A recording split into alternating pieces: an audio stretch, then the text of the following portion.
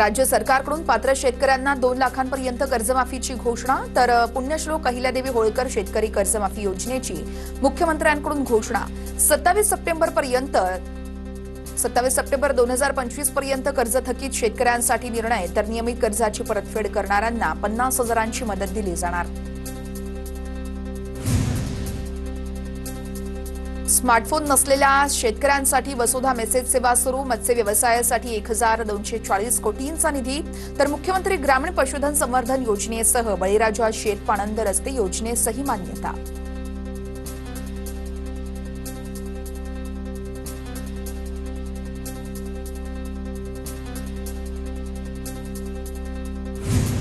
कर्जमाफी मिळाली म्हणजे न्याय मिळाला। अर्थसंकल्पामध्ये अजित पवारांची छाप दिसतेय, ज्यामध्ये सर्व समाजाचा विचार केला आहे। अर्थसंकल्पावरती सुनेत्र पवार यांची प्रतिक्रिया। शेतकऱ्यांसाठी केलेली कर्जमाफी ही तकलादू, शेतकरी नेते राजू शेट्टींची टीका।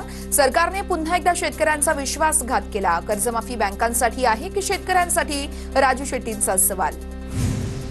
अंबादास दानवेंची राज्य सरकारच्या अर्थसंकल्पावरती जोरदार टीका। अर्थसंकल्पाला फुगा असं म्हणत तो वास्तवापासून दूर असल्याचाही आरोप।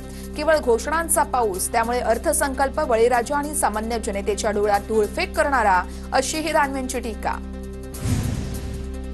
अर्थसंकल्पानंतर विधान भवनामध्ये उद्धव ठाकरे आणि मुख्यमंत्र्यांची भेट, पत्रकार कक्षाबाहेर एकमेकांची विचारपूस, तर उद्धव ठाकरे आणि शिंदेंनी एकमेकांकडे पाहणंही टाळलं।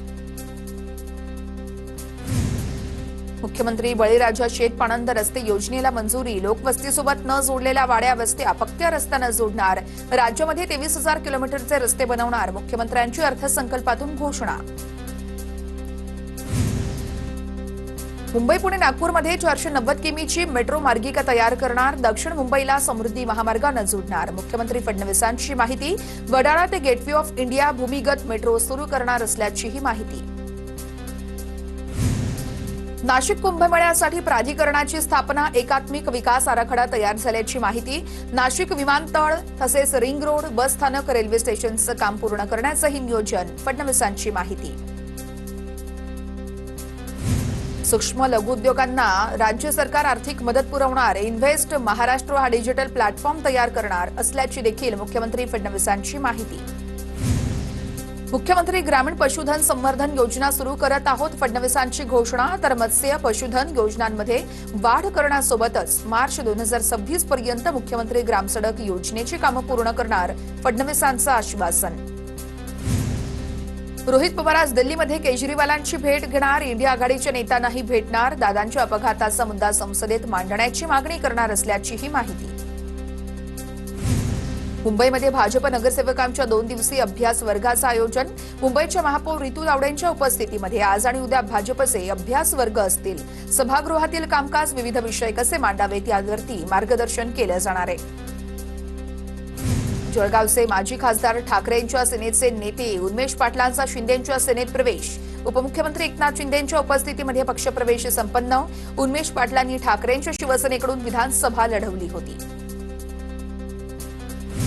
पनवेल पालिकेच्या पहिल्याच महासभेमध्ये सत्ताधारी आणि विरोधकांमध्ये खडाजंगी। सभागृह सुरू होताच विरोधी पक्षाच्या सदस्यांची घोषणाबाजी। सभागृह नियमांप्रमाणे चालत नसल्यानं विरोधकांची उच्च न्यायालयामध्ये याचिका। नाशिकमध्ये विशेष महासभेत शिंदे शिवसेनेच्या नगरसेवकांकडून बॅनरबाजी। अंबड एमआयडीसीमध्ये रस्ते ड्रेनेज देण्याची बॅनरच्या माध्यमातून मागणी। सिडकोला न्याय द्या अशा आशयाचे बॅनर्स। धनंजय मुंडे राजाभाऊ फोड यांच्यावरती न बोलताच निघून गेले। महादेव मुंडे हत्या प्रकरणात आमदार धनंजय मुंडेंना आरोपी करा। शरद पवार यांच्या राष्ट्रवादीचे नेते राजाभाऊ फोड यांची मागणी। कल्याण पश्चिमेकडील वसंत व्हॅली परिसरातील प्रसूतीगृहाला महापौर हर्षली चौधरींची अचानक भेट। रुग्णालयातील दुरवस्था पाहून महापौर संतापल्या। रुग्णांना त्रास झाल्यास थेट निलंबन करणार। महापौरांचा डॉक्टर आणि नर्सेसना इशारा। धाराशिव जिल्ह्यातील 8 पंचायत समितीच्या सभापती पदाची निवड। 8 पैकी 6 पंचायत समितीवरती शिवसेनेच्या सभापतींची वर्णी, तर 2 पंचायत समितीवरती भाजपच्या सभापतींची नियुक्ती। देशामध्ये घरगुती एलपीजी पुरवठ्याला प्राधान्य द्या। प्रोपेन आणि ब्युटेनचा वापर औद्योगिक कामांऐवजी प्रामुख्याने गॅस उत्पादनासाठीच करा। पेट्रोलियम मंत्रालयाचे निर्देश।